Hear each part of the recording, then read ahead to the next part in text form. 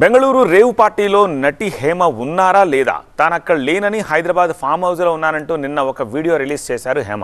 కొద్దిసేపటికే బెంగళూరు పోలీసులు హేమ ఫోటోను విడుదల చేశారు. ఆ ఫోటోలో హేమ డ్రెస్సు అంతకుముందు ఆమె విడుదల చేసిన వీడియోలో డ్రెస్సు ఒకటే. ఇక్కడే అందరికీ అనుమానం వచ్చింది.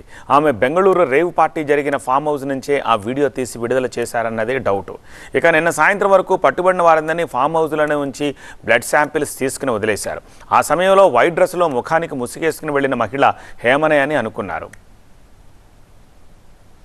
హాయ్ అండి, నేను ఎక్కడికి వెళ్ళలేదు, నేను హైదరాబాద్లోనే ఉన్నాను.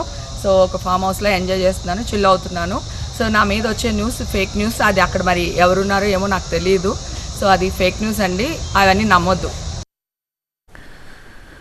కొద్దిసేపటి క్రితం ఓ వీడియోని రిలీజ్ చేశారు నటి హేమ. ఇంట్లో బిర్యానీ వండుతూ వీడియోని విడుదల చేశారు. తాను ఇంట్లోనే ఉన్నట్టు స్టేట్మెంట్ ఇస్తున్నారు. వారికోస్ వెయిన్స్ వ్యాధికి కేవలం 30 నిమిషాల్లో చికిత్స. కాల్ చేయండి 9989527715. ఇవి డ్రై ఆనియన్స్ అన్నట్టు బాగా డ్రైగా వేసుకోవాలి అవి. సో కొంచెం ఆయిల్ కోసాను, దమ్ బిర్యానీ చేస్తున్నాను. మరోవైపు రేవ్ పార్టీలో ఓ తెలుగు నటి ఉన్నట్టు బెంగళూరు సిపి కొద్దిసేపటి క్రితం ప్రకటించారు. అయితే ఆమె పేరు ఏమిటో తెలియదన్నారు సిపి.